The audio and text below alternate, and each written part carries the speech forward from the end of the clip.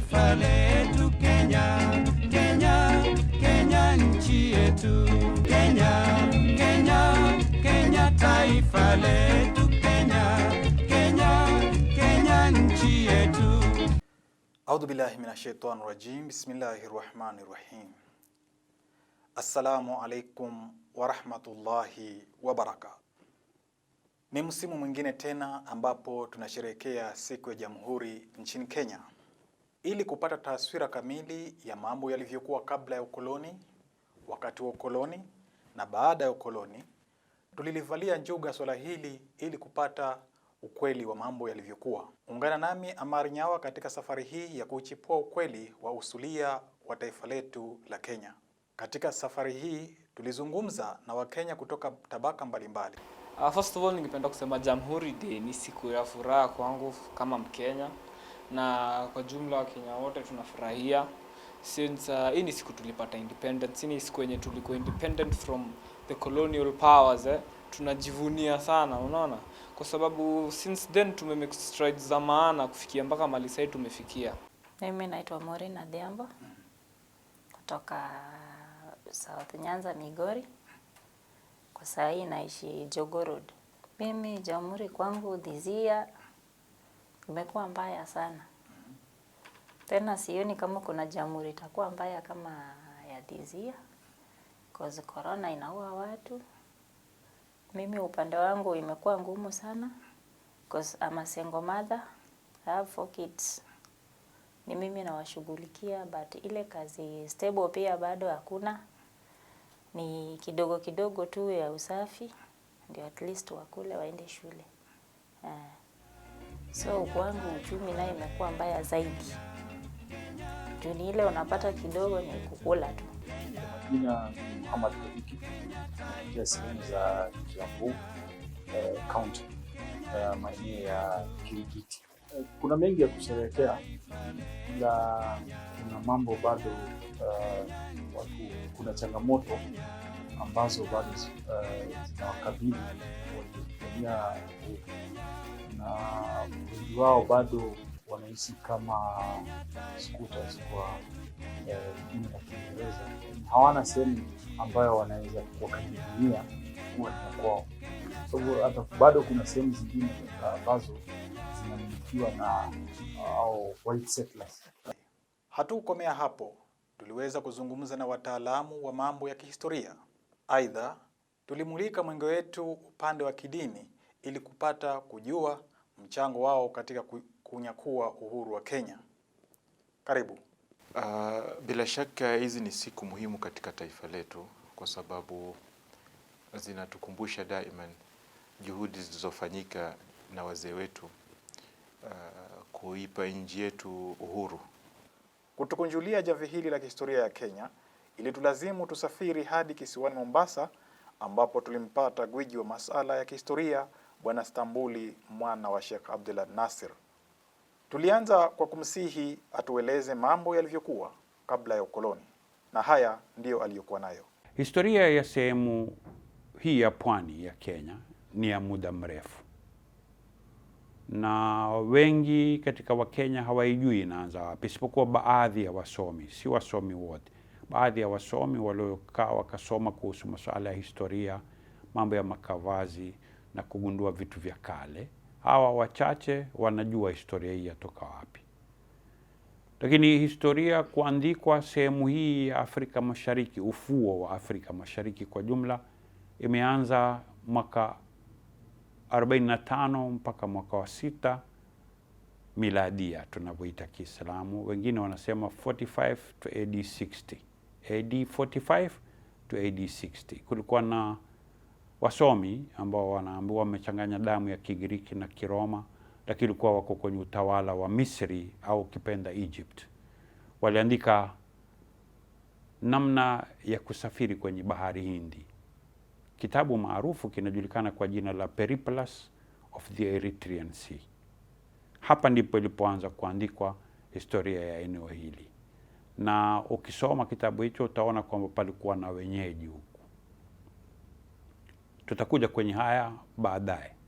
Lakini kwa hivi sasa, baada ya maandishi yale ya Periplus of the Erythraean Sea, kulikuja pia bwana mmoja aitwa Ptolemy, akaandika pia, na yeye alikuwa sehemu hizo za Misri kwa sababu wa Roma wakitawala sehemu ile. Ana kitabu chaitwa Jiografia. Yeye pia aliandika kuhusu sehemu hii ya ufuo wa Afrika Mashariki. Kisha karne ya 7 mpaka ya 8 kulikuja watu walikuwa wafuasi wa bwana Mtume Muhammad sallallahu alaihi wa alihi wasallam, ambao ni masahaba, radhi za Mwenyezi Mungu ziwe nao.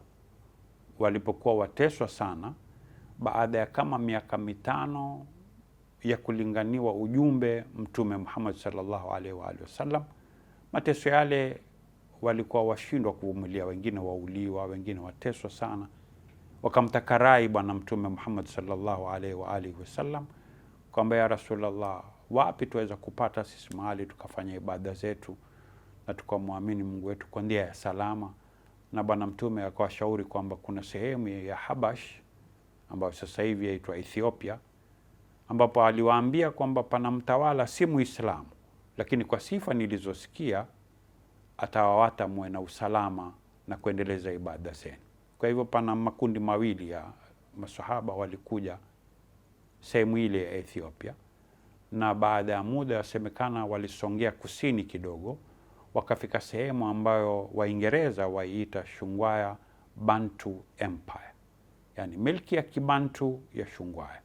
Na inasemekana milki ya Kibantu ya Shungwaya iko baina ya mto Juba na mto Tana, lakini inachanganyika pia na visiwa vya Lamu.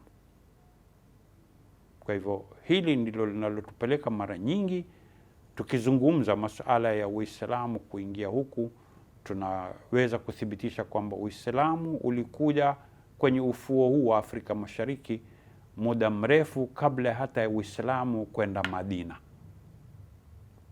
Huku ulikuja mwaka wa 5 baada ya bwana Mtume kulinganiwa ujumbe. Madina ulikwenda mwaka wa 13. Kisha kuna habari za kwamba palikuja bwana mmoja kutoka sehemu ya Ghuba la Uajemi, wengine wanapajua kama Persian Gulf. Huyu bwana kwa majina aitwa Hassan bin Ali, alibeba na wafuasi wake na familia yake, na aliweza kutua miji tofauti kwenye ufuo huu wa Afrika Mashariki.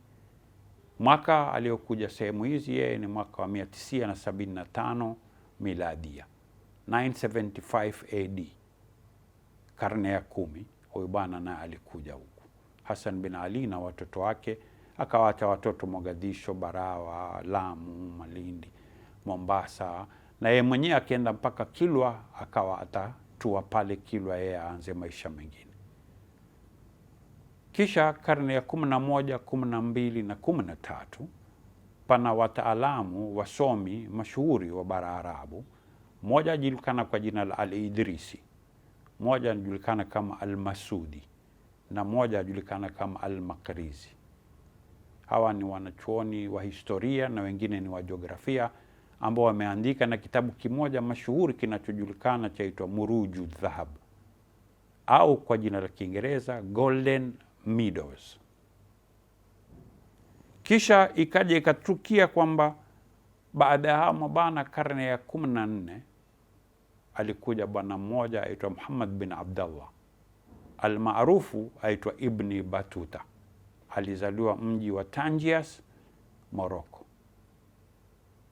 Mwaka 1331 yeye alitembelea sehemu hii katika msafara wake, na amesifu sana sehemu hizi, na kama Mogadisho, Kilwa, kote alifika, na ameandika matukio aliyoyakuta. Katika kuzungumza kuhusu kwa mfano Mombasa, ameisifu kuwa kuna watu wastaarabu sana, ni weusi wa Afrika, lakini wastaarabu sana, wavaa hariri, dhahabu, wana majumba ya ghorofa moja na wana misikiti, lakini kimsingi akawaeleza walikuwa ni wafuasi wa madhhabu ya Shafii kwa maandishi. Baada ya Ibni Batuta, miaka 80 kabla ya kuja Wareno, Vasco da Gama na wenziwe, na kufanya unyama sana, miaka 80 kabla ya wao kuwasili kwenye ufuo huu, walikuja wa China. Kiongozi wao julikana kwa jina la Zheng Ho, wengine wamwita Ma Ho. Lakini pia ni muhimu kuigusa siri hii kwa sababu huyu Maho, lile jina Ma la maanisha Muhammad, kumaanisha kwamba alikuwa ni Muislamu. Na ukisoma kuna nyaraka na vitabu vingi vinavyoeleza khalfia, background ya huyu bwana ni kuwa katika vizazi vyake, baba, babu, babu yake baba, babu yake babu, vizazi 6 ukienda nyuma, wote ni alhaji, wale ni watu ambao washakwenda kuhiji Maka. Lakini haya ni mambo yasikitisha. Skuli hayasomeshwi, madrasa hayasomeshwi, na misikitini hayazungumzwi. Baada ya miaka 80 kukaja Wareno ambao wengi mwajua kwamba Vasco da Gama ni explorer. Lakini leo nafikiri kwa mara ya kwanza mtajua kwamba Vasco da Gama alikuwa mnyama kuliko Hitler. Mambo aliyoyafanya Vasco da Gama kwenye ufuo huu wa Afrika Mashariki, hata Hitler hakuwafanyia Yahudi hivyo. Vasco da Gama huyu na wenzie kwa miaka 200 mfululizo amechinja viongozi watawala wa maeneo yetu ya pwani. Amechukua mama zetu, baba zetu, babu zetu, nyanya zetu, na saa nyingine akiwatupa baharini wakiwa safarini kwenda Goa, akiwachukua kama watumwa wake. Kwa sababu kulitoka papal bull ambao ni taarifa ya papa wa wakati huo, kwa Vasco da Gama atukue Afrika na sehemu ya Asia, bara ya Asia na Mashariki ya Kati na Mashariki ya Mbali na Persian Gulf. Na mwenziwe Christopher Columbus akapawa ruhusa ya kwamba la wetu kwa bara Europa na Amerika Kusini na Kaskazini kwa niaba ya kanisa Katoliki. Kwa hivyo Spain walipawa Europe, North America na South America na visiwa vilivyoko kule, na Portugal wakapawa Afrika, Middle East, Asia, Persian Gulf na Far East. Huu ndio ukweli wa mambo, na ushahidi huu na mwingine zaidi waweza upata kwenye kitabu kinaitwa The Portuguese Period in East Africa. Kimechapishwa na Kenya Literature Bureau nchini Kenya, na mwandishi anaitwa Justus Strandes. Haya yalipelekea wenyeji kuwa na hali ngumu ya maisha, lakini kwa sababu palikuwa na uhusiano mwema baina ya visiwa tofauti na maeneo tofauti ya ufuo huu wa Afrika Mashariki, watu wakajumuika kwa namna moja au nyingine, wakaona wamepata habari za baadhi ya wenzao ambao wako bara Arabu, nchi ya Oman, wamepambana sana na huyu Mreno, wakaona waunde ujumbe wao mmoja, wapeleke kule ili waweze kuomba msaada kwa wale wa Omani waje wawasaidie kuwaondoa Wareno. Katikati kuna bana ambaye Waingereza wamuita Mir Ali Bey, anatoka Turki. Alikuja akajaribu kuwasaidia wenyeji mara ya kwanza, lakini walipopata habari Wareno walikuja kwa nguvu sana, wakafanya unyama wa kuwadhalilisha wenyeji, na hatimaye hata yeye Mir Ali Bey ilibidi ahepe, akimbie kwenye sehemu hii. Mwaka 1660 wazee waliunda ujumbe ukiongozwa na bwana mmoja aliyekuwa kiongozi kwenye sehemu hii, aitwa Mwenyinguti wa Mwenyimwenzagu. Mwenyinguti wa Mwenyimwenzagu alikuwa ni mzee wa Kiswahili, tabaka la Wakilindini. Walikuwa kuna wenziwe Mwenyimole bin Haji, Mwenyindao bin Haji, Shahame bin Shoka, Tomato wa Mtorogo. Kulikuwa na mzee mmoja wa Kidigo akiwa atachukua ujumbe wa Mijikenda, yeye alikuwa akijulikana kwa jina la Kubo wa Mwamzungu. Mwaka 1660 walitoka hapa wakenda Oman kuomba msaada kwa Sultan bin Saif Al-Yarubi. Huyu ndio alikuwa mtawala kule, lakini kwa sababu na yule alikuwa na mivutano ndani ya nchi yake kwa muda mrefu, hakuweza kuja. Ukapelekwa ujumbe wa pili. Kulikuwa na wengine sasa wamezidi kwenye ule ujumbe katika ndugu zetu Mijikenda, ni Waswahili na Mijikenda walioshirikiana. Kulikuwa kuna bana aitwa Tiwi, kuna Shimba, hawa watu wengi sasa hivi hawawajui, hata ndugu zetu wa Mijikenda wengine hawawajui hawa watu, wawasikia leo pengine. Wakenda wakaomba tena msaada, akawa Sultan bin Saif hayuko, mwanawe Saif bin Sultan akawa yuko, ndo akatoa kundi la askari wakiongozwa na wabulushi wawili, jemadari Shahadad Chota mbulushi na jenerali jemadari Tangai. Hawa ni wabulushi, lakini askari walikuwemo ni Mazrui, Shikeli, Mandri, Basami, Maamiri, hata Wanubi walikuwemo kwenye askari hao walikuja kusaidia wenyeji kumwondoa Mreno hapa. Kwa hivyo wakaja na wakaweza kumtoa Mreno mwanzo wa karne ya 18 ikiwa ni mwaka 1729 kama sikukosea. Mreno akaondolewa kabisa hapa. Na wenyeji kama ilivyo kawaida kwa ukarimu wao, kwa sababu walikuwa hawawezi kuwalipa wale ndugu zao wa kutoka Oman, wakawaambia kwamba kwa vile mmetusaidia basi muonaje mkatawala kwa niaba yetu mambo yetu kutoka sasa. Na hapa ndipo palipokuja mikataba mitatu na wengi wa Kenya hamuyajui. Kuna mkataba wa mwaka 1832. Kuna mkataba wa mwaka 1835. Na kuna mkataba wa mwaka 1837 baina ya wenyeji wa ufuo huu wa pwani ya Kenya na sultani wa Omani, hususan Sayyid Said. Kwa utatawala kwa niaba yetu, na kwenye mikataba hii iko paka maelezo ya kwamba yeye anapotawala Sultan Said Said hatakuwa akiwatoza kodi wenyeji, na katika mapato atakuwa akigawanya na viongozi wa sehemu hii yale mapato, alafu akitukua haki yake. Lakini naye wengi huku wazee akawa hawajui kwamba yeye ana rafiki Zayuni Mwingereza. Wakati utawala wa Uthmania uko, yeye alikuwa tayari ashafanya urafiki na mapatano, au ukipenda waweza kuita mkataba wa kulindwa na Zayuni wa Uingereza mwanzo wa karne ya 18.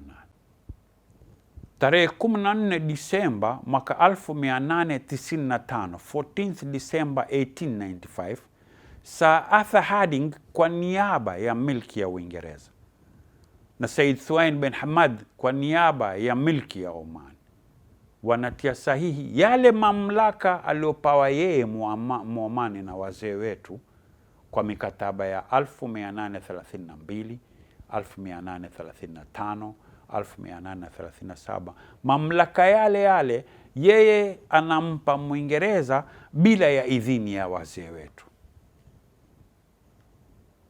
kwa sababu Mwingereza alikuwa ni naval power, ni kama Marekani alivyo sasa hivi. Ukiwa hutaki atakulazimisha jambo fulani. Na Mwingereza alikuwa na British East India Company na British East Africa Company, ikabuniwa kama wenyewe Kiingereza waita sister company.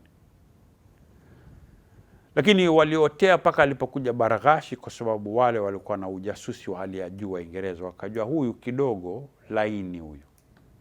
Baraghashi ndio akawapa concession, akawapa ruhusa ya kwa afanyeni mtakavyo. Na Malkia alipopata habari ile ndio alakawa yeye Malkia atawaambia kwamba okay, sasa mwaweza kutumia neno Imperial. Itakuwa Imperial British East Africa Company. Kina William Mackinnon, kina Mackenzie hawa. Na kwanza ilianza ni kampuni ya watu binafsi London. Lakini ilipoonekana faida inaweza kuja, milki ya Kiingereza kajitia kati. Ikawa wale sasa watatumia crown ya Uingereza kufanya vituko vyao huko. Na yako mengi ndani. Wengi katika waliokuja ilikuwa hata si Waingereza kama wa Scottish na maboa kutoka South Africa. Hebu tupate tama la maji. Tutakaporudi tutapata taswira ya hali ilivyokuwa katika maeneo ya ndani ya Kenya, wengi wakiita bara. Kenya, Kenya taifa letu, Kenya, Kenya, Kenya nchi yetu. Kenya, Kenya, Kenya taifa letu, Kenya, Kenya, Kenya nchi yetu. Daktari Kenneth Ombongi ni mtaalamu na mtafiti wa mambo ya kihistoria. Bwana Ombongi ni mhadhiri mwandamizi katika Chuo Kikuu cha Nairobi katika kitengo cha historia na arkeolojia. Ni msomi tajika mwenye tajriba pana katika uwanja huu.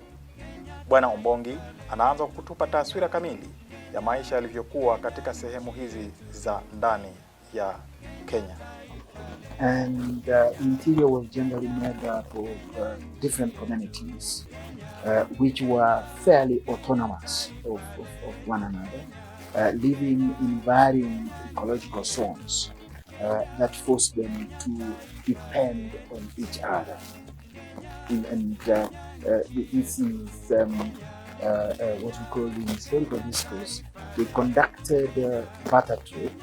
There was also socially intermingling and intermixing, intermarriage between people from different communities. There was exchange of certain aspects of language to the extent that in pre-colonial Africa, you could hardly find a pure community without having certain influences from the others. So what you have is what I like one historian describes as hybrid communities. Communities that were a product of a mixture from different groups. And this was true either linguistically or if you talk about in terms of social relations, issues that touch on intermarriage. That's why you find even up to today common names among certain communities. Kenya, Kenya taifa letu, Kenya, Kenya, Kenya nchi yetu.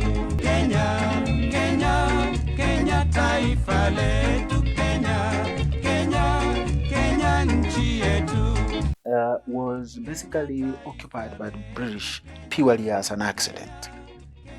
Yes, because for years, the British were interested in protecting the source of the Nile River.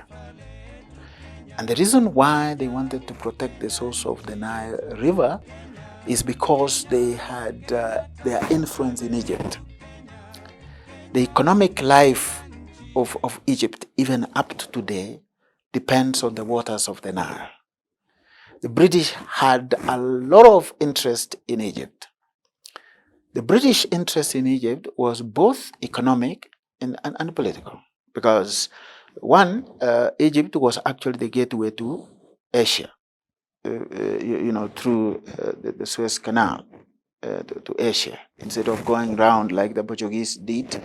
And the British had a lot of interest in India, so they needed the Suez Canal. For over 2 centuries, India was a British colony. And not just a mere colony, but a very important colony for the British, particularly economically. In fact, Winston Churchill, the British wartime prime minister, described India as the jewel on the crown of the British Empire. That's how important India was. So, and Egypt provided that gateway. So the British wanted to control what happened in Egypt. And to control what happened in Egypt, then you have to control the source of the Nile. To protect the source of the Nile, the British had to get Uganda, or what could become Uganda. It was not Uganda then, that was part of the Buganda kingdom at the time. To reach Buganda, the only way was through the sea.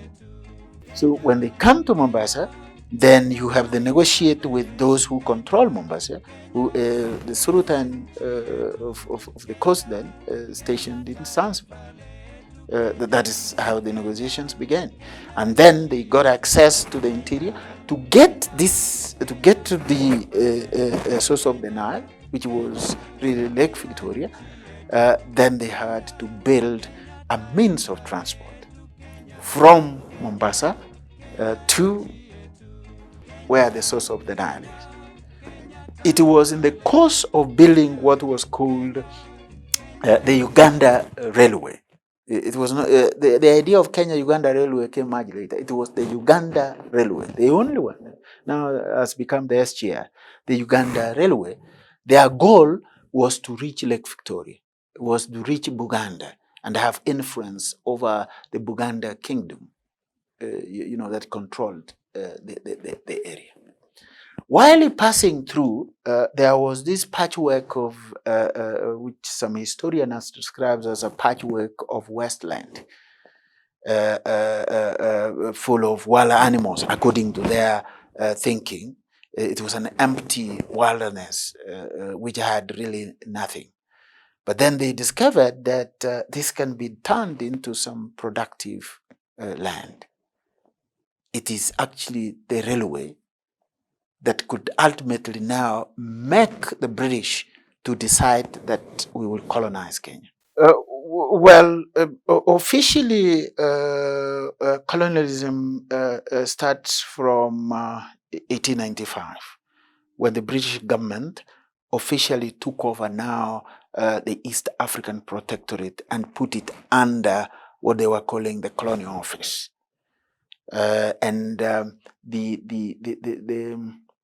The dominance of the company ended because the company went insolvent, and the British took over in 1895. That is officially when colonialism begins. But of course, you look at the influence of the Christian missionaries and the so-called explorers, who whetted the appetite of the imperialists and encouraged them, this empty land here, which you need to come and occupy. So that way you realize that colonialism goes back to actually the 1820s, 1840s, when the influence of the Christian missionaries began to appear in the interior of Africa gradually. In the case of Kenya, the first Christian missionary was in 1844 when Johann Rudolf Krapf established the first Christian church in Rabai in the coast. And that way, then the Anglican Church started spreading in. And this was followed by many other denominations, the Catholics, the other the Protestant groups started coming. And just like the colonialists, they shared the country. That's why you find that different denominations are more dominant in different parts of this country because they shared the country. They said, if the Catholics are working here, we Seventh-day Adventists, let's work here. The African Inland Church missionaries, let's work here. So that's why if today, for example, you come from Meru, you're likely to be a Methodist, because that is where the Methodists started working or evangelizing during the colonial period. So this area was the British sphere of influence. So they couldn't let it go. So they took it over officially now in 1895, after the company actually did not have enough liquidity to make it keep operating. Then to really then reach Uganda, they had to build the railway. As they were building the railway, they realized that there is productive land here which can be turned into something that can pay us the money we have used in building the railway. That is why from the 1900s onwards, they now begin encouraging settlers to come into the East African Protectorate, which could become Kenya from 1920. So they started settling. The first settlements begins from about 1910. The first governor of Kenya, that is long before Kenya could become Kenya, it was called the East African Protectorate, was Charles Eliot, who came to Kenya in 1901 from India. And then is the one who now facilitated the gradual settlement. But the settlement of the whites here, came in much more quickly after the First World War. After the First World War, they used this protectorate to reward the ex-soldiers as a reward. Those who fought for the British all over, they were told to just come and settle here. That's why you find that many of them, the white settlers who were here, the British or European settlers, were ex-military men. Kufikia hapa tunalikunja jamvi la sehemu ya kwanza ya kipindi hiki. Usikose kuambatana nami guu mosi, guu pili hapo kesho katika sehemu ya pili ya kipindi hiki. Inshallah, panapo majaliwa ya Mwenyezi Mungu, tutaona namna mkoloni alivyomkandamiza Mwafrika na kumnyima haki zote za kimsingi. Namna gani Mwafrika alijinasua kwenye jinamizi hili la ukoloni. Aidha, utapata kujua sababu mbalimbali zilizochangia Kenya kunyakua uhuru wao, bila ya kuwasahau mashujaa kutoka bara Kenya na pia toka ukanda wa pwani ambao waliweza kupigania uhuru wa nchi yao ambayo leo inaitwa Kenya. Hadi hapo kesho sana wakati kama huu, nimekuwa wako Amar Nyawa. Shukran, wassalamu alaikum. Kenya, Kenya taifa letu, Kenya, Kenya, Kenya nchi yetu. Kenya, Kenya, Kenya taifa letu, Kenya, Kenya, Kenya nchi yetu. Kenya, Kenya taifa letu, Kenya, Kenya, Kenya nchi yetu. Kenya, Kenya, Kenya taifa letu.